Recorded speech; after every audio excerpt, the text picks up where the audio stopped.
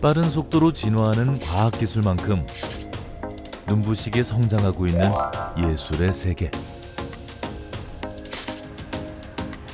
이제 더 이상 예술은 틀에 짜인 완성된 작품에만 국한된 것이 아닙니다. 여기 캔버스의 벽을 허물고 시공간을 초월하며 무한한 드로잉의 장을 연 주인공이 있습니다.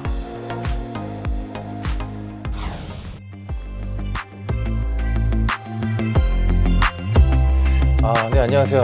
저는 우리나라에서 최초로 VR 아티스트라는 직업을 만들고 그다음에 현재는 국내 유일의 메타버스 퍼포머로 활동하고 있는 염동균입니다. 반갑습니다. 스토리와 과정을 담는 신개념 미술을 VR과 메타버스 드로잉에 대입한 선구자죠. 상상을 현실로 그려내는 국내 최초 메타버스 퍼포머 염동균 작가의 처음 스토리를 함께 만나보시죠.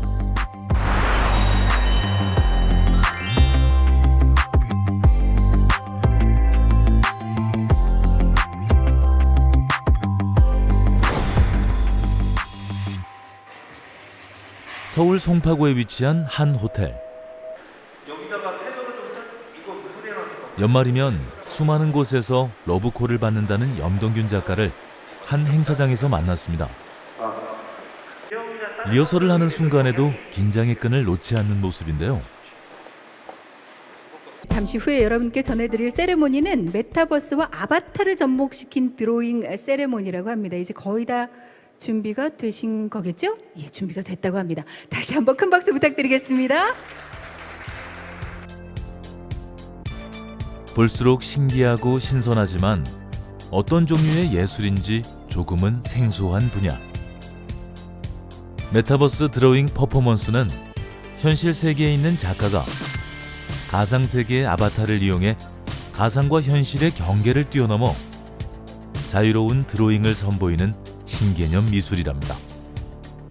이 메타버스라는 개념이 아직은 확실하게 정의는 안 된 것 같아요. 정의되지 않은 단어이기 때문에 제가 여기서 함부로 뭐 이건 이거다 이건 이거다 말씀드리긴 쉽지 않은데, 이제 제가 일을 할 때 영역에서는 VR은 그냥 내가 본 세상을 그냥 그대로 사람들에게 보여준다면, 지금 하는 이 아바타를 이용한 메타버스는 저의 분신이 한 명 있는 거죠. 저의 분신이 아바타를 3인칭 시점으로 보여드리기 때문에 퍼포머가 이 작가가 뭘 하는지 좀 확실하게 이해를 시킬 수 있는 것 같습니다. 그래서 제 영역에서의 차이는 그 정도로 말씀드릴 수 있을 것 같고, 그리고 뭐 조금 메타버스라는 좀 개념을 갖고 오자면 하나의 세계관을 보여드리는 거라고 생각합니다. 제가 만들어놓은 작품의 세계를 제 아바타를 이용해서 여러분들에게 보여드리는 거죠. 그래서 제가 만든 세계를 공유하는 형태의 어떤 컨텐츠 정도라고 말씀드리고 싶습니다. 현재 메타버스로 진화하기 전 VR 아티스트로 먼저 이름을 알린 염동균 작가. 그는 두 분야의 엄연히 차이가 있다고 말합니다. 말 그대로 컴퓨터를 통해 가상현실을 체험케 해주는 첨단 기술 VR. VR 아트는 기기를 착용한 작가가 본인이 그려가는 그림의 과정과 스토리를 가상과 현실 사이에서 선보이는 예술이었습니다. 그리고 이 VR 기술에 아바타를 접목해 작가가 하는 행위를 생생하게 전달하며 그림을 그려나가는 것이 바로 메타버스 퍼포먼스인데요. 관객의 이해와 시각적인 면에서 더 높은 평가를 받고 있답니다. 일단 VR은 되게 힘들었던 게 뭐냐면, 저게 뭐 하는 거냐라는 질문을 되게 많이 받았어요. 직관적으로 이해를 잘 못하세요. 네, 정말. 그게 사실은 가장 큰 스트레스였고, 그래서 이제 의뢰가 들어오면 이제 클라이언트 쪽에서 이제 가장 역으로 오는 질문이 뭘 하시는 거냐고. 멋있는 건 알겠는데 뭐죠? 이거를 또 다 설명해야 되나? 제가 보는 시점이 스크린에 송출이 되고요, 이 컨트롤러로 제가 직접 움직이는 건데 이걸로 그림을 그리는 겁니다, 막 이렇게 또 설명해야 되는데, 이 아바타 드로잉 퍼포먼스는 그냥 아바타가 그림을 그리는 게 바로 보여지기 때문에 이런 설명을 할 필요가 없어요. 그래서 실제로 의뢰 전화 들어오고 일을 진행할 때도 그런 부분들에 대한 설명이 안 해도 되기 때문에 되게 매끄럽고 이제 에너지 소모가 적죠. 네, 그게 가장 큰 차이점인 것 같습니다. 과학과 미술이 공존하는 행위 예술. 아바타 얼굴 테스트 해봅시다, 팀장님. 돼요? 하나, 둘. 자, 손 잘 움직이고. 자, 들어가면 몸 좀 풀게요. 예술적인 창작과 더불어 첨단 기기를 사용하는 기술적인 면도 꼼꼼히 공부하고 연습해야만 한다는 염동균 작가. 매일 그의 일과는 이 기계와 씨름하는 것으로 시작됩니다. 처음 시도한 분야인 만큼 몸소 부딪혀 기술을 익혔다는데요. 이 정도까지만 그리면 될 것 같고. 자, 실내를 잠깐 해볼까요? 어떻게 사이즈가 지금 잠깐만. 지금 좀 줄여주세요. 줄여야 돼? 예, 됐어요. 시스템을 면밀하게 습득해야 하는 만큼 때론 피곤할 법도 하련만. 늘 이 작업을 할 때면 생기가 넘치는 염동균 작가. 일단은 이게 눈앞에 그리는 그 드로잉이 이게 3D로 펼쳐지기 때문에 제가 여기 안에서 뭔가 만드는 느낌이 나요. 현실에서 가질 수 없는 그런 것도 많이 있고 작업은 굉장히 재밌게 합니다. 하지만 이제 시스템은 좀 쉽지는 않죠. 신경 쓸 것도 많고. 그래서 뭐 촬영할 때 표정이 막 굳고 이랬는데 제가 그나마 이제 표정이 좀 풀릴 때가 이럴 때가니까 다른 작업할 때는 안 그러는데 요거 할 때는 아무튼 이제 좀 그렇습니다. 미래형 예술가답게 우리가 알고 있는 화가들의 필수품인 붓과 캔버스 대신 그의 손에 쥐어지는 것은 바로 이 도구들입니다. 열정을 고스란히 담는 이 기기들을 만난 순간부터 그의 인생이 바뀌기 시작한 건데요. 자, 가장 눈에 띄는 게 요거죠, 이죠. 저희가 일반적으로 아는 이제 VR 기기고요. 저기 보시면 이제 상이 맺히는 렌즈가 있고 헤드 스트랩, 그다음에 이어폰이 있고요. 그리고 정면에 보시면 카메라가 있어가지고 혹시나 내가 이제 주변 배경을 좀 인식을 하려고 하거나 이럴 때 사용하는 거고, 여기 보시는 구멍이 뻥뻥 뚫린 것들은 다 센서예요. 그래서 이제 이따가 말씀드릴 건데 좌우 센서랑 상호작용을 해서 이 VR의 위치를 이제 인식을 하는 거죠. 그리고 여기 보시면 자, 컨트롤러가 2개 있습니다. 제가 이제 퍼포먼스 할 때 사용할 때는 이제 제가 오른손으로 그림을 그리기 때문에 오른손은 이제 붓, 왼손은 이제 색을 바꾸거나 다양한 효과가 있는 브러쉬로 체인지하는 일종의 팔레트로 보시면 될 것 같습니다. 그래서 이걸로 이제 모든 컨트롤을 합니다. 그리고 일단 먼저 아셔야 될 게 좌우에 센서가 하나씩 있습니다. 여기 보시면 여기 센서고요. 하나, 그다음에 2개가 있고 최대 4개까지 사용이 가능합니다. 그래서 좀 오류가 없이 정확도를 높이려면 센서를 4개까지 사용할 경우도 있죠. 자, 그리고 몸 동작을 추적해주는 바디 트래킹입니다. 그래서 저는 요거를 허리에 하나, 그다음에 양쪽 발에 하나씩 착용합니다. 그래서 이 아바타가 같이 허리의 움직임 그리고 양쪽 발의 움직임을 추적하죠. 그래서 머리, 양손, 허리, 양쪽 발까지 이렇게 6개를 추적해서 트래킹합니다. 그래서 아바타가 생각보다 굉장히 자연스럽게 움직이고, 더 자연스럽게 움직이려면 뭐 팔꿈치 하나씩 차고 무릎에 차고 이러면 사실은 움직임이 정말 자연스러운데, 이제 센서가 많아지면 많아질수록 혹시나 이제 인식을 안 될 위험 부담이나 리스크가 커지기 때문에 저는 딱 여기까지만 사용을 합니다. 몸에 착용하는 기기 하나도 모두 철저한 계산 아래 적용하는 모습. 어떻게 과학과 미술을 접목한 공연을 생각해냈는지 그 계기가 궁금해지는데요. 과거 대학에서 패션 디자인을 전공한 후 학원 강사부터 캐리커처, 그래피티까지 수많은 일들을 거쳐온 그 와중에서도 그가 놓지 않은 것은 바로 색다른 예술의 세계였습니다.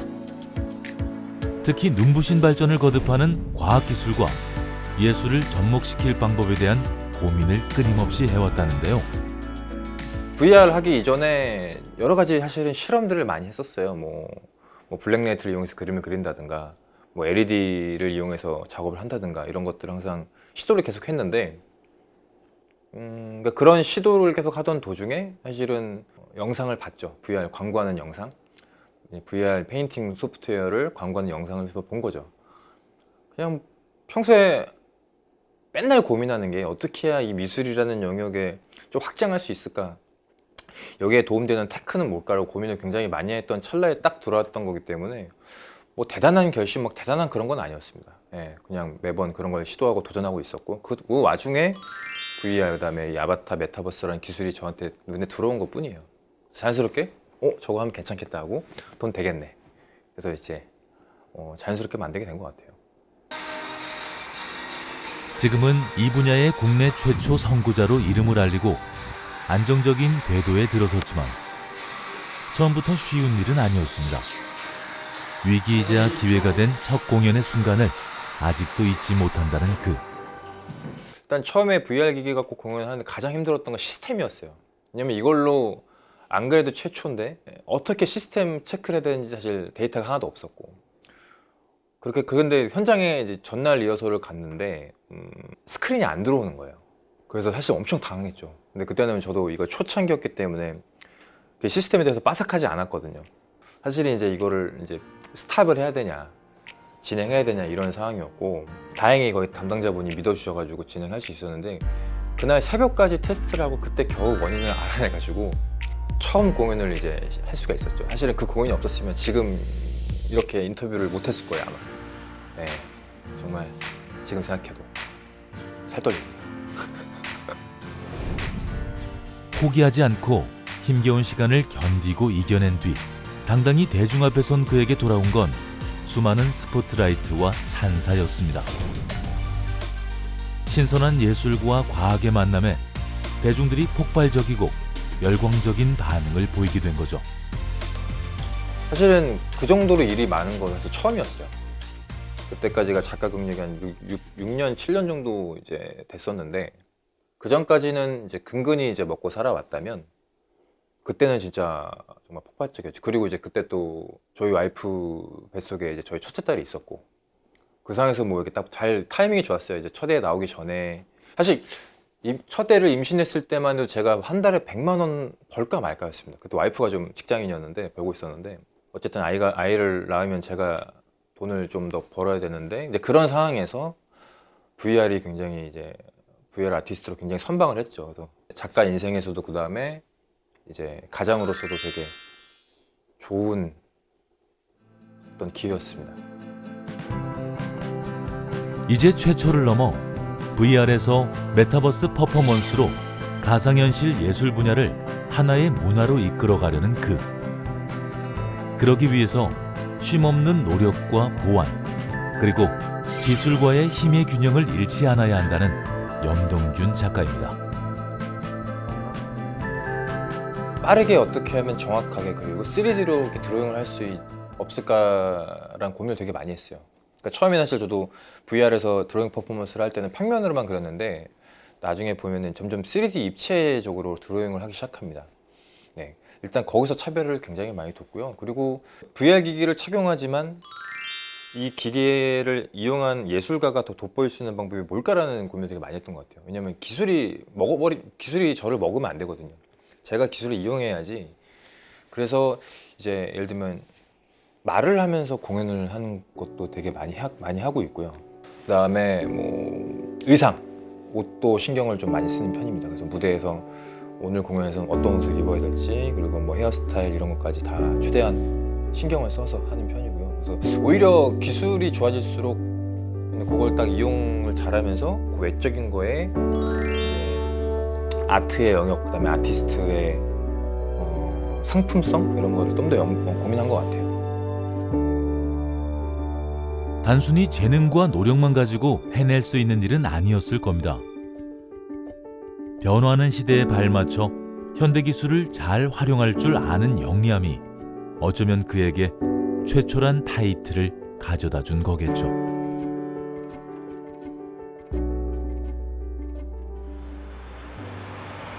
며칠 후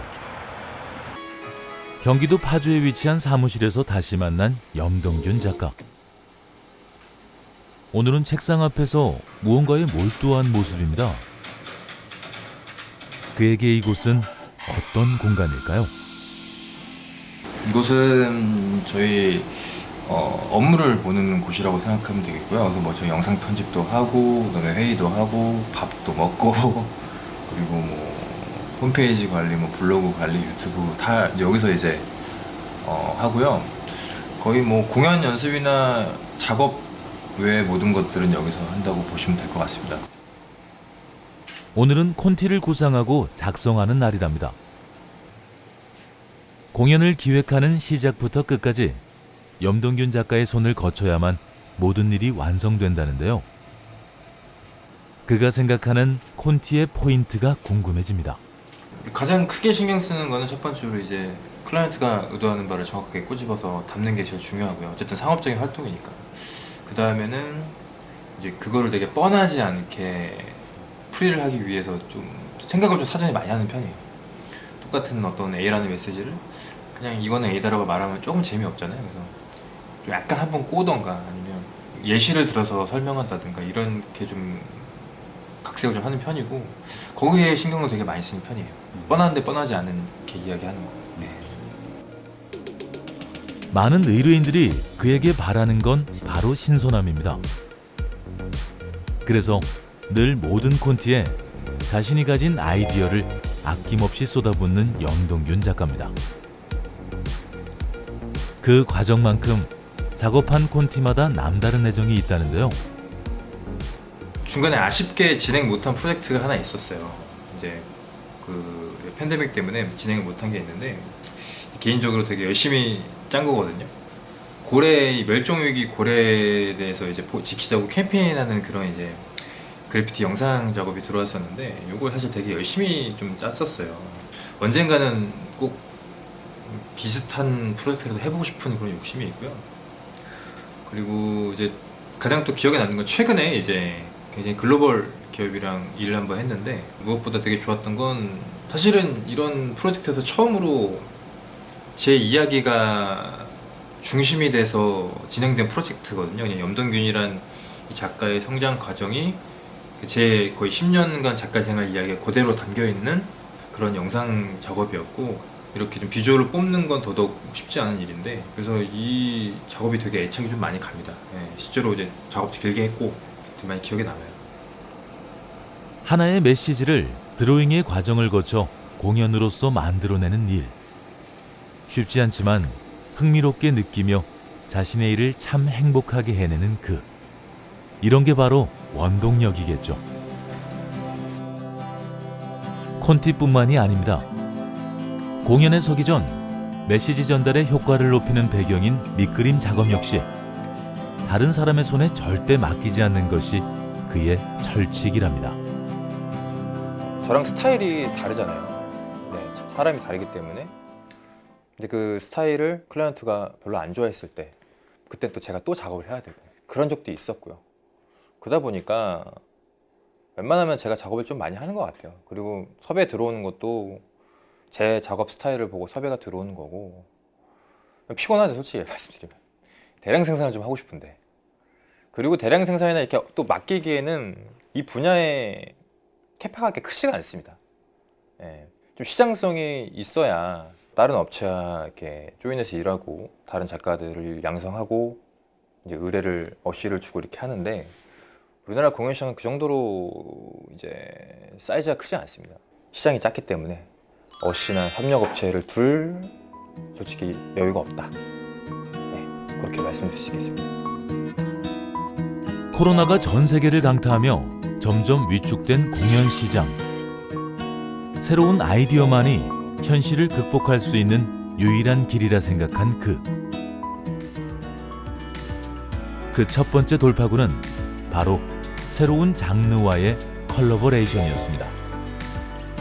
사전 지식 없인 이해가 조금 어려운 분야인 발레를 쉽게 표현하며 대중들의 이목을 집중시켰는데요.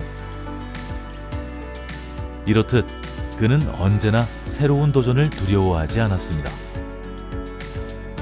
어떤 거를 좀 하는 걸 좀 좋아하는 편이에요. 발레랑 계속 해본 적도 없고 그런 사례들. 발레가 근데 굉장히 클래식이잖아요. 사실은 발레라는 게 스토리를 모르면 지금 뭔지 몰라요.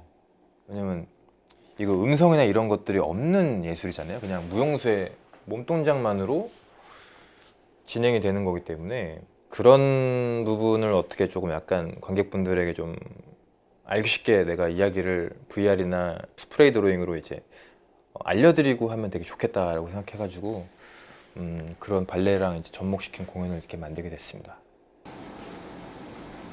기업의 공연부터 발레와 컬래버레이션까지 염동균 작가가 폭넓은 무대에 설 수 있던 배경엔 조금 특별한 습관이 있습니다.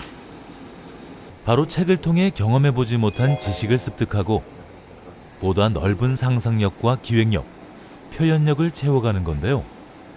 책을 약간 습관이나 약간 의무감처럼 그래서 읽으려고, 일과 연결돼 있기 때문에 읽으려고 하고, 그리고 이제 요새 영상 막 시대라고 하는데 사실 모든 영상이 기획은 글부터 시작이거든요. 그래서 그 기획 단계부터 잘 계속 하려면 내가 텍스트를 좀 이렇게 많이 알고 있거나 아니면 문장을 해석하는 능력이 되게 중요하다고 생각이 돼서 좀 뭐 자기 전에 30분 정도 그렇게, 아니면 일이 없을 땐 집중을 읽긴 해요. 일이 없을 때는 그렇게 읽으려고 하는 편이에요. 네.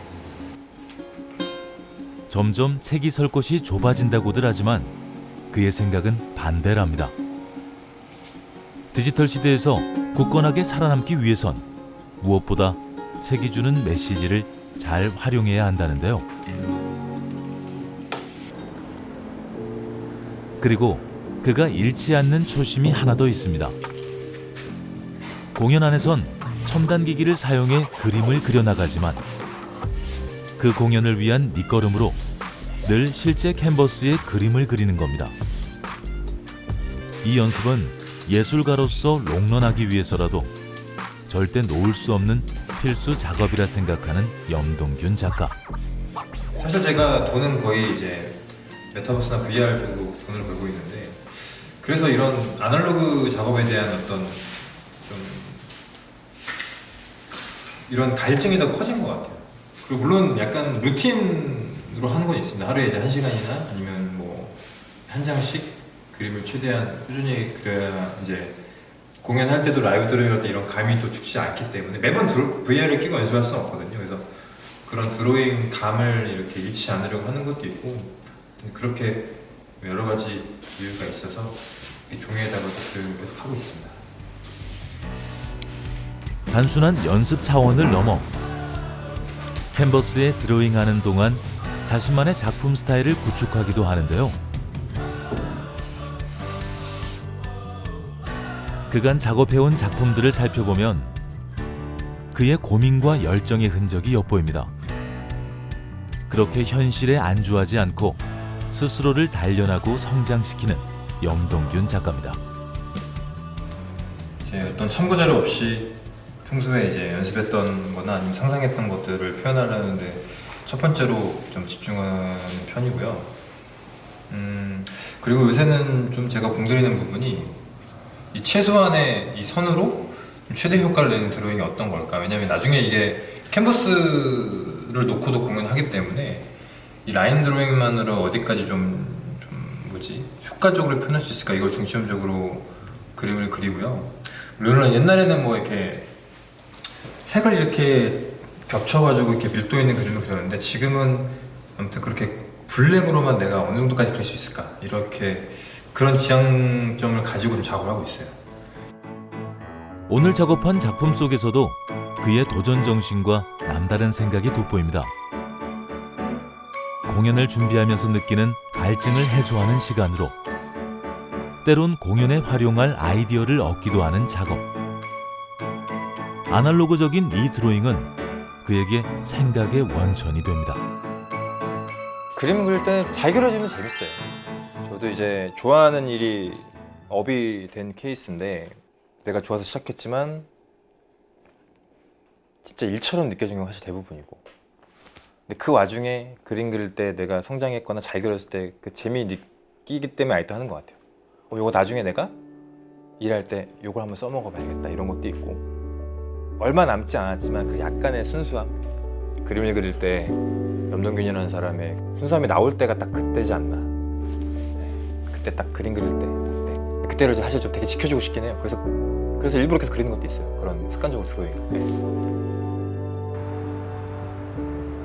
며칠 후 다시 만난 염동균 작가. 20일, 30일 다음 달 나쁘지 않은데. 점으로 가는 한 해를 마무리하며 걸어온 길을 되짚는 시간을 갖는데요.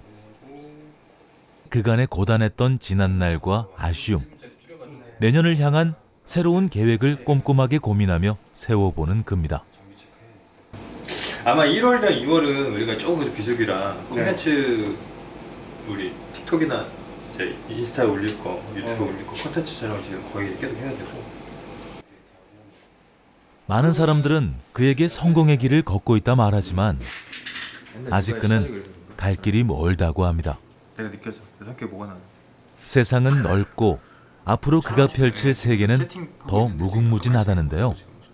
이제 해외 오디션을 다시 한번 도전해 보려고 이제 미국 쪽 시장에 그 아메리카 갓 탤런트 이제 한 번 더 도전하려고 지금 컨텐츠는 만들어졌고 이제 일정을 확인하고 이제 연습을 돌입하기 위해서 이때 해야 되거든요. 이때 일이 좀 없을 때 그래야 그냥 비수기라고 해서 쉬고 있으면 뭐 쉴 수도 있는데 워낙 이 불안정한 규칙적이지 않은 직업이다 보니 계속 뭔가 대비를 하지 않으면 어떻게 할지 몰라서 계속 이제 여러 가지 작업들을 계속해서 올릴 예정입니다. 그 어떤 나침반도 없어 헤맬 때도 있었고 홀로 외로울 때도 있었지만 그 길의 끝에서 언제나 빛을 찾아낸 염동균 작가였죠. 그런 그의 꿈이 궁금해집니다. 두 가지가 있는 것 같아요. 하나는 아티스트이자 퍼포머로서의 염동균, 그리고 하나는 인간 염동균이 있는데, 아티스트 염동균의 꿈은 내 이름으로 된 쇼를 하나 만들고 싶다. 공연. 그것까지 딱 하면 아티스트 염동균은 좀 미련이 없을 것 같아요. 근데 퍼포머로서는 약간 은퇴죠. 은퇴고 제2의 인생을 또 준비해야 될 거 아닙니까? 이제 다른 영역에서의 이제 염동균은 어떤 활동을 할지 이걸 좀 고민 좀 많이 하는 편이에요. 그래도 제가 영상 편집이나 이런 것도 계속 하고 있고 다양한 경험들을 해보려고 노력은 하고 있는데, 아무튼 요 두 가지에서 잘 밸런스를 맞추려고 되게 노력을 하고 있습니다. 다 잘 됐으면 좋겠어요. 한 발 빠르게 과학과 예술을 대입하고 전력을 다해 연구해오며 오늘날에 닿은 그. 대중의 주목과 성공 속에서도 끊임없는 진화를 시도하는 그가 생각하는 최초는 어떤 의미일까요? 넘버원 번호 올리원을 추구하는데, 올리원이 되려면 일단 최초가 돼야 됩니다. 네, 어떤 분야에서 독보적으로 뭔가 하나를 분야를 만들어야겠죠. 그리고 올리원을 자기의 영역을 잘 지켜야 지금은 살아남을 수가 있거든요. 그래서 여러분들이 올리원이 되고 싶으시다면 어떤 분야에서든 이 최초가 되는 게 첫 번째 발걸음이라고 생각합니다. 최초가 되고 난 후에도 자신만의 개성과 경쟁력을 고뇌하며 독보적인 온리원을 향해 가는 염동균 작가. 그래서 내일이 더욱 기대되는 그입니다.